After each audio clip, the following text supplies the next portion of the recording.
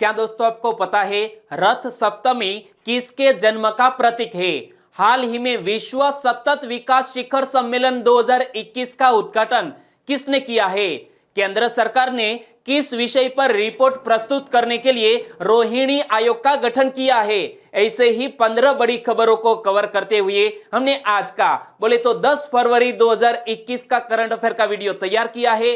Quality की दृष्टि से बेस्ट यह वीडियो आप लास्ट तक देखें। लास्ट में मैं आपसे एक क्वेश्चन पूछूंगा जिसका आंसर आपको नीचे कमेंट बॉक्स में देना है। और अभी तक आपने हमारी GK 2020 चैनल को सब्सक्राइब नहीं किया है तो सब्सक्राइब कीजिए, पास में जो बेल आइकन है उसे भी प्रेस कर दीजिए क्योंकि आने वाले हर एक वीडियो की अपडेट आपको तुरंत मिले। तो चलिए बिना वक्त गवाए हम स्टार्ट करते हैं पहले क्वेश्चन से। रथ सप्तमी किसके जन्म का प्रतीक है? रथ सप्तमी सूर्य के जन्म का प्रतीक है, यानी कि इस क्वेश्चन का सही आंसर है ऑप्शन ए सूर्य। और इस वर्ष रथ सप्तमी त्योहार कब मनाया जाएगा? इस साल 2021 में रथ सप्तमी त्योहार 19 फरवरी 2021 को मनाया जाएगा।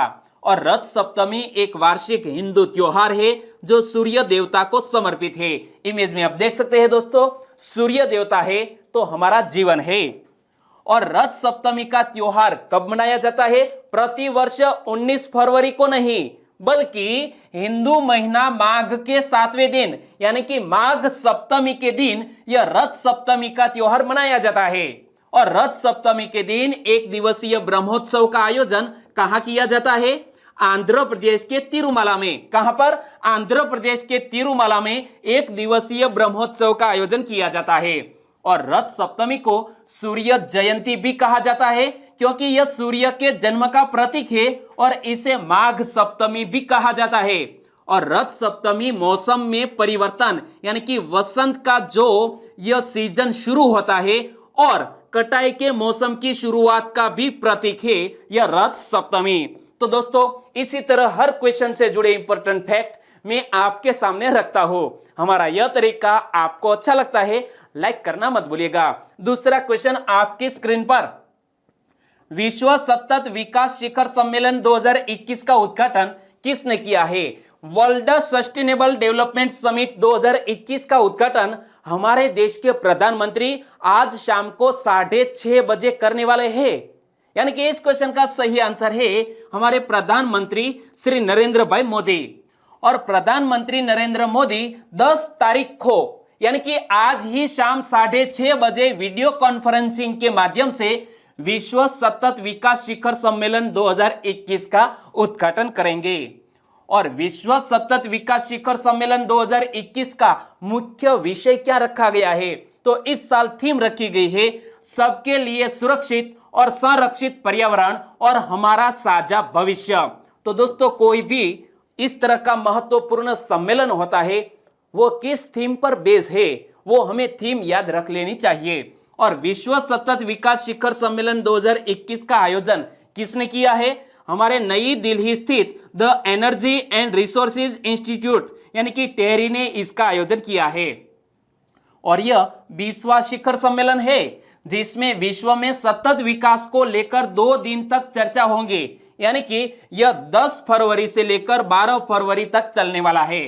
और दुनिया के अनेक देशों के प्रतिनिधियों के अलावा व्यापारिक प्रमुखों, विद्वानों, जलवायु वैज्ञानिकों, युवाओं और सिविल सोसाइटी के लोगों की बड़ी संख्या में भाग लेने की भी संभावना है।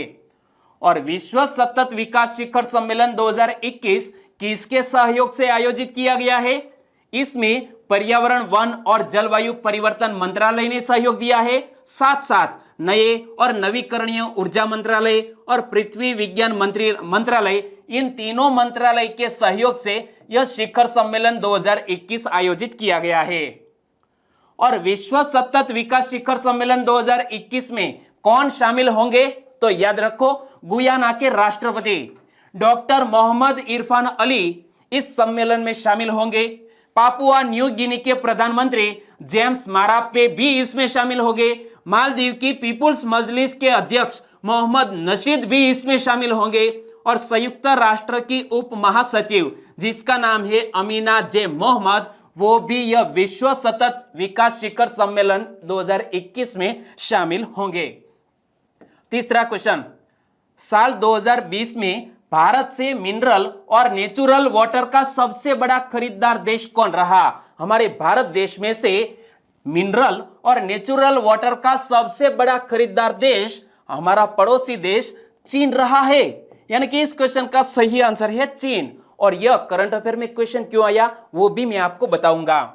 लोकसभा में हुए सवाल जवाब सेशन के दौरान यह बात सामने आई कि भारत से कितनी पानी किस देश को निर्यात किया जा रहा है, और इसमें एक सवाल के जवाब में हमारे वाणिज्य एवं उद्योग मंत्रालय के राज्य मंत्री हरदीप पुरी ने बताया कि 2015-16 से 2020-21 अप्रैल से नवंबर के बीच भारत ने कुल 38,50,431 लीटर पानी निर्यात किया है। और नीति आयोग ने यहां जब मिनरल वाटर की बात करते हैं तो नीति आयोग ने एक रिपोर्ट भी पेश की थी। इसमें एक बहुत बड़ा खुलासा हुआ था। नीति आयोग ने समग्र जल प्रबंधन सूचकांक यानी कि CWMI की रिपोर्ट जारी की, जिसमें बताया गया कि देश में करीब 60 करोड़ लोग पानी की गंभीर किल्लत का सामना कर रहे हैं। तो दूसरी ओर देश से सबसे ज्यादा पानी पड़ोसी देश चीन में बेचा जा रहा है। तो यहां कुछ इस तरह की कंट्रोवर्सी है जो हमें राज नहीं आती। और केंद्र सरकार ने जल जीवन मिशन कब शुरू किया था? तो यहां जब जल की बात आती है, मिनरल वाटर की बात आती है, तो इनसे जुड़ा हुआ है यह जल जीवन मिशन। तो इनसे जुड़े दो क्वेश्चन भी आज आपको याद रख लेने चाहिए। केंद्र सरकार ने जल जीवन मिशन कब शुरू किया था? साल 2019 में। जल जीवन मिशन के तहत ग्रामीण इलाकों में कब तक साफ और भरपूर पानी उपलब्ध कराने का लक्ष्य रखा गया है? तो केंद्र सरकार ने लक्ष्य रखा है साल 2024 तक शुद्ध और पेयजल सभी ग्रामीण इलाकों में पहुंच जाना चाहिए। चौथा क्वेश्चन, हाल ही में गोबर धन योजना की शुरुआत निम्न में से किस मंत्रालय के द्वारा की गई है? गोबर धन योजना की शुरुआत जल शक्ति मंत्रालय के द्वारा की गई है। यानी कि इस क्वेश्चन का सही आंसर है जल शक्ति मंत्रालय। और हमारे जल शक्ति मंत्रालय के मंत्री कौन है? गजेंद्र सिंह शेखावत। देखो गोबर धन, तो गोबर धन का पूर्ण स्वरूप क्या है? गोबर धन का पूर्ण स्वरूप है galvanising organic bio agro research दान। यहां इमेज में देख सकते हैं दोस्तों, पिंक कलर के पहले पहले शब्द को जोड़ दिया जाए तो हो जाएगा यह गोबर धान। और हाल ही में बायोगैस योजनाओं पहलों के सुचारू कार्यान्वयन और रियल टाइम निगरानी के लिए गोबर धन का एकीकृत पोर्टल यानी कि यूनिफाइड पोर्टल ऑफ गोबर धन शुरू किया गया है। और गोबर धन का एकीकृत पोर्टल लॉन्च करने का उद्देश्य क्या है? बायोगैस योजनाओं पहलों के सुचारू कार्यान्वयन और इनकी वास्तविक समय पर निगरानी करने के लिए विभिन्न विभागों मंत्रालयों के साथ घनिष्ठ समन्वय सुनिश्चित करना। और इस पोर्टल को स्वच्छ भारत मिशन ग्रामीण यानी कि स्वच्छ भारत मिशन ग्रामीण के तहत पेयजल और स्वच्छता विभाग द्वारा समन्वित किया जाएगा। पांचवा क्वेश्चन, प्रत्येक वर्ष के पहले सत्र की शुरुआत में दोनों सदनों के संयुक्त अधिवेशन के समक्ष धन्यवाद प्रस्ताव कौन पेश करता है? दोस्तों आपने भी न्यूज में देखा होगा या तो लोकसभा या राज्यसभा टीवी पर हमारी जो सांसद में डिबेट हो रही है, जो कुछ बिल पारित हो रहे हैं, तो यहां एक शब्द आपने सुना होगा और यह शब्द होगा धन्यवाद प्रस्ताव। तो धन्यवाद प्रस्ताव कौन पेश करता है? हमारे देश के राष्ट्रपति यह धन्यवाद प्रस्ताव पेश करते हैं। यानी कि इस क्वेश्चन का सही आंसर है राष्ट्रपति। और यह क्वेश्चन सुर्खियों में क्यों आया? तो देखो राज्यसभा में राष्ट्रपति अभिभाषण के धन्यवाद प्रस्ताव को प्रधानमंत्री नरेंद्र मोदी के जवाब के बाद ध्वनि मत से पारित कर दिया गया। और लोकसभा में राष्ट्रपति के अभिभाषण पर धन्यवाद प्रस्ताव पर चर्चा जारी है। तो यह आपने कहीं सुना होगा। तो धन्यवाद प्रस्ताव एक महत्वपूर्ण हमारे कॉन्स्टिट्यूशन का भाग है, तो उनके बारे में जानना आपके लिए बेहद जरूरी है। तो चलो मैं बता दूं, लोकसभा के प्रत्येक चुनाव के बाद पहले सत्र की शुरुआत में तथा प्रत्येक वर्ष के पहले सत्र की शुरुआत में राष्ट्रपति दोनों सदनों के संयुक्त अधिवेशन के समक्ष अभिभाषण देता है। और राष्ट्रपति का यह अभिभाषण उसका व्यक्तिगत वक्तव्य न होकर मंत्री परिषद द्वारा तैयार किया गया होता है तथा इसमें सरकार के कार्य निष्पादन तथा भावी योजनाओं का जिक्र होता है। यानी कि एक तरफ से मंत्री परिषद के द्वारा यह जो उनके द्वारा हमारे राष्ट्रपति का जो अभिभाषण होता है वो मंत्री परिषद के द्वारा तैयार किया गया होता है और राष्ट्रपति के इस अभिभाषण पर दोनों सदनों में चर्चा होती है तथा मतदान होता है और यह चर्चा धन्यवाद प्रस्ताव के रूप में होती है और इस प्रस्ताव का पारित होना सरकार के अस्तित्व की शर्त है क्योंकि इसके पारित न होने का तात्पर्य है कि सरकार ने अपना समर्थन खो दिया है, यानी कि मंत्रिमंडल ने ही यह स्क्रिप्ट लिखी है और इसका पारित होना बेहद जरूरी है क्योंकि यह यदि लोकसभा में पारित नहीं होता है तो सरकार ने अपना समर्थन खो दिया है, इसी तरह माना जाता है और सरकार गिर जाती है, फिर से इलेक्शन होता है। वो आपको समझ में आ गया होगा। छठा क्वेश्चन, टेस्ट क्रिकेट में 114 वर्षों में किसी पारी की पहली गेंद पर विकेट लेने वाले पहले स्पिनर कौन बन गए? जी हां दोस्तों, क्रिकेट का सवाल है। भले ही हम पहली टेस्ट मैच हार गए 227 रनों से, लेकिन हमारे रविचंद्रन अश्विन ने एक नया रिकॉर्ड कायम किया है और 114 वर्षों में किसी पारी की पहली गेंद पर विकेट लेने वाले पहले स्पिनर बन गए हैं। कौन? रविचंद्रन अश्विन। इमेज में आप देख सकते हैं। तो इनसे जुड़े हुए कुछ रिकॉर्ड्स और क्वेश्चन की भी बात करें। रविचंद्रन अश्विन ने किसको आउट करके यह उपलब्धि हासिल की है?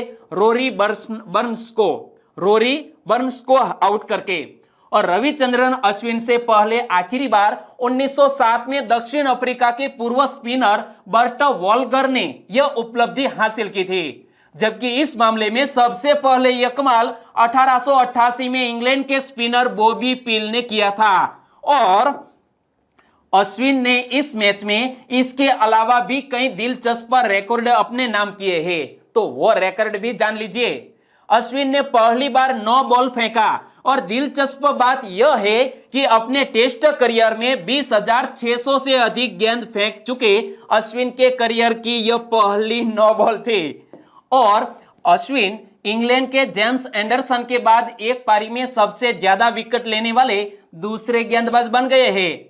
एंडरसन टेस्ट की एक पारी में 30 बार यह कारनामा कर चुके हैं, वहीं अश्विन ने 28वीं बार एक पारी में 5 विकेट झटके हैं, यानी कि 5 या उससे अधिक विकेट चटकाए हो। इस तरह की घटना 28 बार हुई है अश्विन के करियर में, लेकिन जेम्स एंडरसन ने यह कारनामा 30 बार कर दिखाया है। और इंग्लैंड के खिलाफ चैपोक में खेला गया पहला टेस्ट अश्विन के करियर का 75वां टेस्ट था और इसके साथ ही अश्विन 75वें टेस्ट में सबसे ज्यादा विकेट लेने वाले विश्व के दूसरे गेंदबाज बन गए हैं।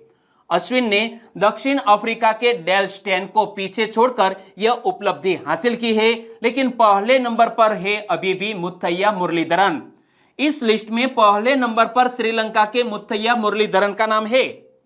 7वां क्वेश्चन, केंद्र सरकार ने किस विषय पर रिपोर्ट प्रस्तुत करने के लिए रोहिणी आयोग का गठन किया है? हमारी केंद्र सरकार ने ओबीसी के उप श्रेणीकरण विषय पर रिपोर्ट प्रस्तुत करने हेतु रोहिणी आयोग का गठन किया है, यानी कि इस क्वेश्चन का सही आंसर है रोहिणी आयोग। और केंद्र सरकार ने अन्य पिछड़ा वर्ग यानी कि अदर बैकवर्ड क्लास के उप श्रेणीकरण पर रिपोर्ट प्रस्तुत करने के लिए रोहिणी आयोग के कार्यकाल को 31 जुलाई 2021 तक बढ़ा दिया है और इसीलिए यह रोहिणी आयोग सुर्खियों में आया। और रोहिणी आयोग का गठन कब किया गया? अक्टूबर 2017 में। और रोहिणी आयोग का गठन संविधान के किस अनुच्छेद के तहत किया गया था? संविधान के अनुच्छेद 340 के तहत यह रोहिणी आयोग का गठन किया गया। और भारतीय संविधान के अनुच्छेद 340 के अनुसार भारत का राष्ट्रपति सामाजिक और शैक्षणिक दृष्टि से पिछड़े वर्गों की दशाओं की जांच करने तथा उनकी दशाओं में सुधार करने से संबंधित सिफारिश प्रदान करने के लिए एक आदेश के माध्यम से आयोग की नियुक्ति या गठन कर सकता है। और रोहिणी आयोग की बात करें तो इस आयोग का गठन केंद्रीय ओबीसी सूची में मौजूद 5000 जातियों को उप वर्गीकृत करने के कार्य को पूरा करने हेतु किया गया था। नियम के मुताबिक अन्य पिछड़ा वर्ग यानी कि अदर बैकवर्ड क्लास को केंद्र सरकार के तहत नौकरियों और शिक्षा में कितने प्रतिशत आरक्षण दिया जाता है? नौकरियों और शिक्षा में ओबीसी को 27% आरक्षण दिया जाता है। 8वां क्वेश्चन, हाल ही में आकाशवाणी संगीत सम्मेलन का नाम बदलकर किसके नाम पर रखा गया है? आकाशवाणी संगीत सम्मेलन का नाम बदलकर दोस्तों 4 ऑप्शन में से पंडित भीमसेन जोशी के नाम पर रखा गया है। यानी कि इस क्वेश्चन का सही आंसर है ऑप्शन बी। और यहाँ जो उस्ताद बिस्मिल्लाह खान, हरिप्रसाद चौरसिया, पंडित शिव कुमार शर्मा, तो उनके बारे में भी बात करेंगे। लेकिन हाल ही में प्रकाश जावड़ेकर जी ने यह घोषणा की है, आकाशवाणी संगीत सम्मेलन को अब पंडित भीमसेन जोशी संगीत सम्मेलन के नाम से जाना जाएगा। हमारे सूचना और प्रसारण मंत्री प्रकाश जावड़ेकर जी ने पुणे में भारत रत्न पंडित भीमसेन जोशी के जन्म शताब्दी समारोह के अवसर पर आयोजित संगीत कार्यक्रम अभिवादन के उद्घाटन समारोह में यह घोषणा की। और यहाँ जो मैंने ऑप्शन बताए तो इसमें सबसे पहले बात करते हैं हरिप्रसाद चौरसिया, जो एक जाने माने बांसुरी वादक है। इमेज में आप देख सकते हैं। दूसरे नंबर पर है पंडित शिव कुमार शर्मा, वो एक जाने माने संतूर वादक है। तो तीसरे नंबर पर उस्ताद बिस्मिल्लाह खान, उस्ताद बिस्मिल्लाह खान एक प्रख्यात शहनाई वादक है, जो 2001 में भारत रत्न से भी सम्मानित हुए थे। तो आपको भी पता है हमारे कला और संस्कृति की दृष्टि से क्लास 1-2 की एग्जामिनेशन में इस तरह के कुछ कुट बनाकर क्वेश्चन निकाले जा सकते हैं। 9वां क्वेश्चन, भारत सरकार ने स्वदेशी मैसेजिंग ऐप लॉन्च किया है, जिसका नाम क्या है? हमारी भारत सरकार ने एक व्हाट्सएप की तरह स्वदेशी मैसेजिंग ऐप लॉन्च किया है, जिसका नाम है संदेश। यानी कि इस क्वेश्चन का सही आंसर है संदेश। इमेज में आप देख सकते हैं दोस्तों, एप्लीकेशन का नाम क्या है? संदेश। तो संदेश ऐप के बारे में भी जान ले। केंद्र सरकार ने डेटा चोरी और प्राइवेसी को लेकर एक नया संदेश एप्लीकेशन लॉन्च किया है। अभी केवल सरकारी कर्मचारी इस्तेमाल कर रहे हैं, लेकिन जल्द ही इसे सभी यूजर्स के लिए रोल आउट किया जाएगा। और संदेश ऐप को गवर्नमेंट इंस्टॉल मैसेजिंग सिस्टम यानी कि GIMS भी कहा जा रहा है। भारत में सबसे ज्यादा इस्तेमाल किए जाने वाले इंस्टेंट मैसेजिंग ऐप पर टॉप पर कौन है? व्हाट्सएप है। लेकिन हाल ही में कंपनी के नई प्राइवेसी पॉलिसी को लेकर काफी बवाल भी हुआ है, और इसलिए हमारी केंद्र सरकार ने यह स्वदेश नामक मैसेजिंग ऐप को लॉन्च किया है। 10वां क्वेश्चन, हाल ही में विश्व व्यापार संगठन के अगले महानिदेशक के रूप में किसको चुना गया है? हमारे वर्ल्ड ट्रेड ऑर्गेनाइजेशन के अगले महानिदेशक के रूप में एक महिला को चुना गया है, जिसका नाम है नगोजी ओंकोजो-इविला। क्या? नगोजी ओंकोजो-इविला, जो यह पद पर पहुंचने वाली पहली महिला है। यानी कि इस क्वेश्चन का सही आंसर है ऑप्शन ए। इमेज में आप देख सकते हैं, नाम मत भूलिएगा, नगोजी ओंकोजो-इविला। नगोजी ओंकोजो-इविला किस देश की अर्थशास्त्री है? नाइजीरिया की। और नगोजी ओंकोजो-इविला किसका स्थान लेंगे? रॉबर्टो अजेवेडो का। और वह WTO का नेतृत्व करने वाली पहली महिला और साथ ही पहली अफ्रीकी होंगे। और जब बात करते हैं विश्व व्यापार संगठन की यानी कि वर्ल्ड ट्रेड ऑर्गेनाइजेशन की, तो इसका हेडक्वार्टर कहां पर स्थित है? स्विट्जरलैंड के जिनीवा में। और WTO की स्थापना कब हुई? 1 जनवरी 1995 को। 11वां क्वेश्चन, निम्न में से किस राष्ट्रपति का जन्मदिन 8 फरवरी को मनाया गया? 8 फरवरी को हमारे भारत देश के पहले मुस्लिम राष्ट्रपति डॉक्टर जाकिर हुसैन जी का जन्मदिन था। यानी कि इस क्वेश्चन का सही आंसर है डॉक्टर जाकिर हुसैन। इमेज में आप देख सकते हैं, 8 फरवरी बोले तो भारत के पहले मुस्लिम राष्ट्रपति डॉक्टर जाकिर हुसैन का जन्मदिन। जाकिर हुसैन जब 29 साल के थे तब इन्हें जामिया मिलिया इस्लामिया विश्वविद्यालय का वाइस चांसलर बना दिया गया था। और डॉक्टर जाकिर हुसैन अलीगढ़ मुस्लिम विश्वविद्यालय के कुलपति और पद्म विभूषण और भारत रत्न के प्राप्तकर्ता थे। यानी कि डॉक्टर जाकिर हुसैन को हमारा भारत देश का सर्वोच्च सम्मान यानी कि भारत रत्न भी मिल चुका है। 12वां क्वेश्चन, हाल ही में क्रिस्टोफर प्लमर का निधन हो गया, वे कौन थे? इमेज में देख सकते हैं, क्रिस्टोफर प्लमर वो एक जाने माने ऑस्कर विजेता अभिनेता थे, जिसका हाल ही में निधन हो गया है। तो क्रिस्टोफर प्लमर की बात करें तो ऑस्कर विजेता कनाडाई मूल के एक अभिनेता थे और साउंड ऑफ म्यूजिक में उनकी भूमिका निभाने के लिए जाना जाता है। उन्होंने 82 साल की उम्र में यानी कि 2010 में सर्वश्रेष्ठ सहायक अभिनेता के लिए अकादमी पुरस्कार जीता और अभिनय पुरस्कार जीतने वाले सबसे उम्रदराज व्यक्ति भी बने। और क्रिस्टोफर प्लमर की आगे बात करें तो 2 prime time Emmy awards, 2 Tony award, 1 golden globe award, 1 screen actor guild award और 1 ब्रिटिश अकादमी फिल्म अवार्ड भी जीत चुके हैं हमारे क्रिस्टोफर प्लमर, जिसका हाल ही में निधन हो गया। 13वां क्वेश्चन, हाल ही में संयुक्त राष्ट्र जलवायु राजदूत कौन बने? यूनाइटेड नेशंस के जलवायु राजदूत बन गए हैं माइकल ब्लूमबर्ग। यानी कि इस क्वेश्चन का सही आंसर है माइकल ब्लूमबर्ग। इमेज में आप देख सकते हैं संयुक्त राष्ट्र के महासचिव एंटोनियो गुटेरेस ने जलवायु परिवर्तन और समाधान पर अपने विशेष दूत के रूप में माइकल ब्लूमबर्ग को फिर से नियुक्त किया है। और माइकल ब्लूमबर्ग न्यूज की मूल कंपनी ब्लूमबर्ग एलपी के संस्थापक और मालिक है। वह नवंबर 2021 में स्कॉटलैंड में 2021 संयुक्त राष्ट्र जलवायु परिवर्तन सम्मेलन की अगुवाई में मजबूत और अधिक महत्वाकांक्षी जलवायु कार्यवाही को संगठित करने के लिए भी काम करेंगे। 14वां क्वेश्चन, भारत के लिए गूगल क्लाउड ने किसको मैनेजिंग डायरेक्टर नियुक्त किया है? गूगल क्लाउड ने भारत के लिए मैनेजिंग डायरेक्टर के रूप में नियुक्त किया है विक्रम सिंह बेदी को। यानी कि इस क्वेश्चन का सही आंसर है विक्रम सिंह बेदी और वो करण बाजवा का स्थान लेंगे। तो देखो विक्रम सिंह बेदी किसकी जगह लेंगे? करण बाजवा। और करण बाजवा को गूगल क्लाउड में एशिया प्रशांत यानी कि एपेक क्षेत्र के क्लाउड संचालन के लिए उपाध्यक्ष के रूप में चुना गया है।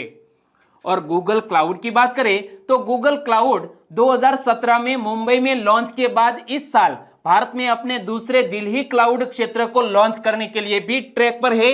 और गूगल के वर्तमान सीईओ कौन है? हमारे भारतीय मूल के अमेरिकी सुंदर पिचाई। और गूगल का हेडक्वार्टर कैलिफोर्निया बोले तो यूएसए के कैलिफोर्निया में स्थित है।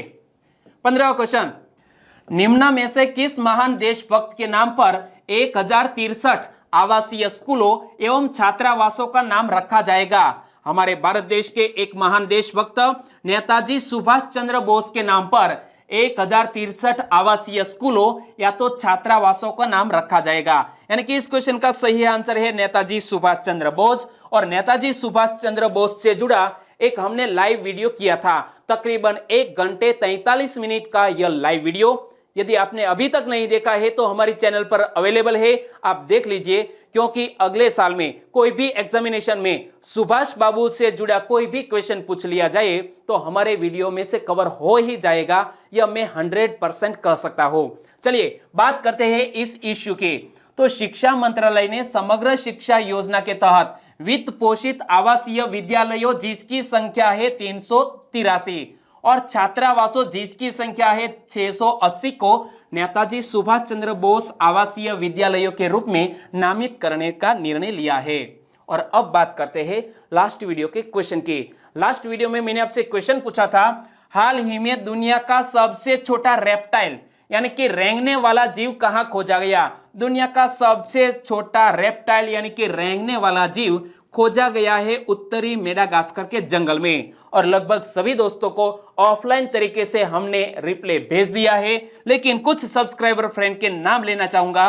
तो वो है रुद्र प्रताप सिंह, रेखा नीनामा, सोनल भारत, राकेश गामित, नीरव गामित, अमित मौर्य, रितेश भारद्वाज, लेखनी त्रिवेदी। इन सभी दोस्तों ने इस क्वेश्चन का बिल्कुल सही आंसर दिया। पी के गेलेचा, चावड़ा पूजा, अलका वसावा, गोहिल अरविंद कुमार हंसराज, ठाकुर आशाराम भाई, हिना जादव, दिलीप परमार, अभिषेक राठौर, आप सभी का आंसर बिल्कुल सही। Well done.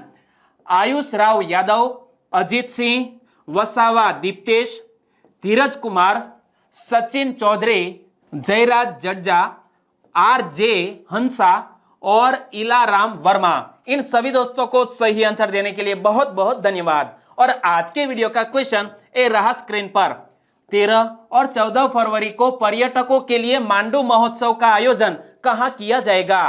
13 और 14 फरवरी को मांडू महोत्सव का आयोजन दोस्तों कहां किया जाएगा? 4 ऑप्शन आपकी स्क्रीन पर, सही ऑप्शन चुनिए और आंसर दीजिए नीचे कमेंट बॉक्स में।